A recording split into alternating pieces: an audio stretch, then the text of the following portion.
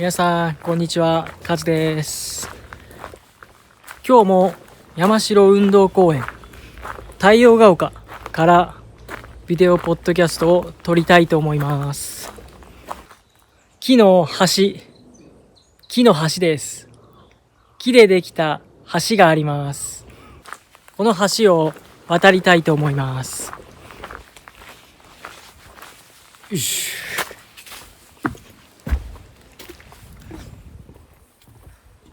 今日のビデオポッドキャストのテーマをお話しします。今日のビデオポッドキャストのテーマは英語のテストについてお話ししたいと思います。英語のテストです。私は最近 TOEIC という英語のテストを受けました。 TOEIC テストです。皆さん知っていますか？ TOEIC T-O-E-I-C と書いて TOEIC です。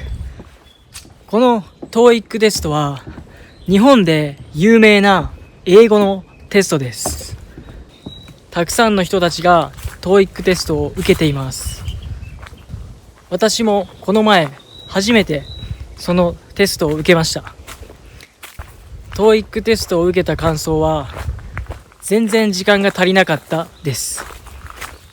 全然時間が足りなくて、最後の10問一つも解いていません。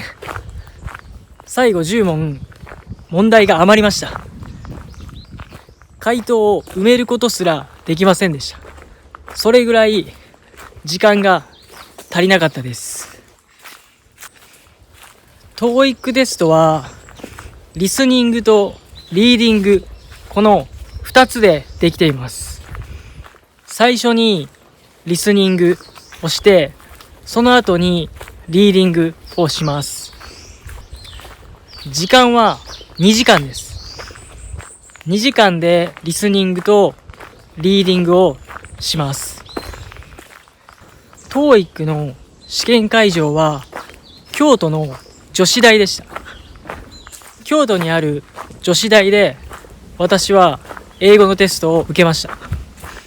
私は男ですから女子大には入ったことがありません。女子大だからといって男子トイレがないということはなかったです。女子大にも男子トイレはありました。しかも結構な数ありました。私が今回 TOEIC テストを受けた目的は、今の自分の英語の力がどれくらいかを知りたかったからです。今自分はどれぐらい英語力があるのか、それを確認するためにテストを受けました。そのテストの点数を見て、これからどうやって勉強を進めていけばいいのかを考えたいと思います。 TOEIC テストの結果はテストを受けた日から1ヶ月経った後に自宅に送られてきます。この太陽が丘はすごく広いです。広いですから、自分が今どこを歩いているか、どこにいるかが全く分かりません。看板があります。看板です。少し看板を見ましょう。看板です。山火事注意と書いてあります。山火事注意と書いてあります。今私が考えている英語の勉強方法ですが、まずはステップ1。まずステップ1は発音と文法を頑張りたいと思います。なぜ最初に発音と文法をするのかというと、発音と文法には終わりがあるからです。勉強する範囲が決まっています。ですからまずはその終わりがある発音と文法から勉強をしています。次にステップ2です。英語の字幕を見て英語のドラマ、映画を見ることです。日本語字幕を見ずに英語字幕だけを見て英語の作品を楽しみたいと思います。少し意味がわからなくても楽しめるような作品を選んで見たいと思います。今は、YouTube でも Amazon プライム、Netflix でもいろいろな作品がありますから、その中から楽しいと思う作品を英語字幕で見たいと思います。それがステップ2です。ステップ3。ステップ3は英語日記です。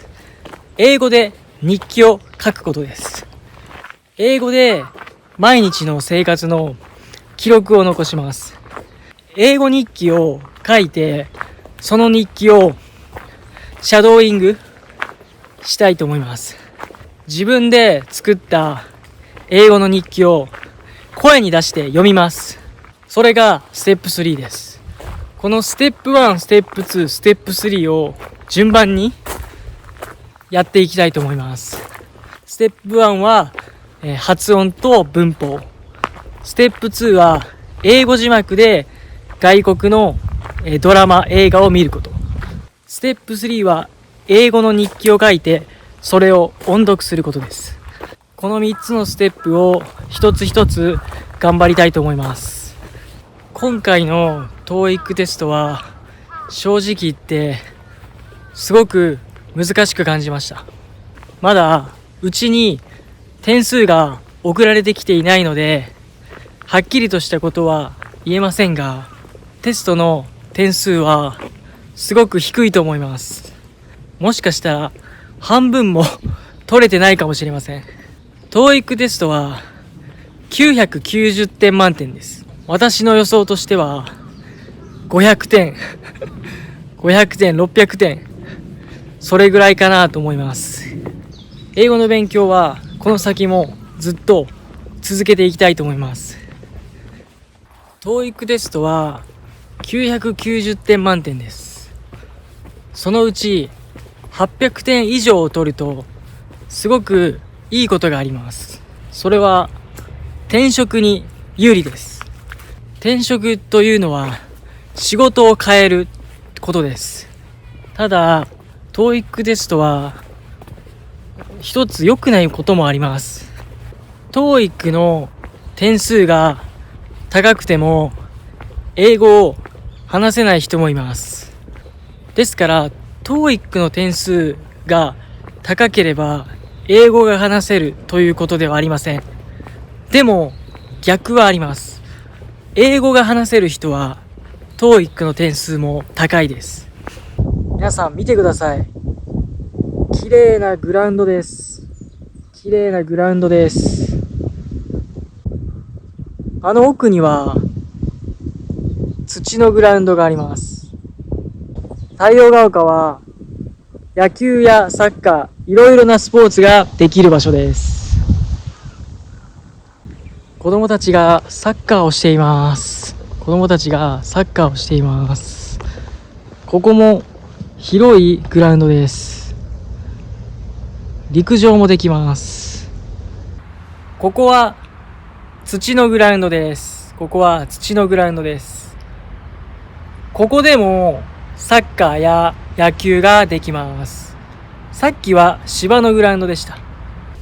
それでは今日のポッドキャストのテーマ、英語のテストについてお話ししました。皆さん最後まで見てくれてありがとうございます。皆さんのコメントがあるとすごく元気になります。またビデオポッドキャストを撮ろうという気になります。ぜひコメントをお願いします。はい、それではまた次のビデオポッドキャストでお会いしましょう。バイバーイ。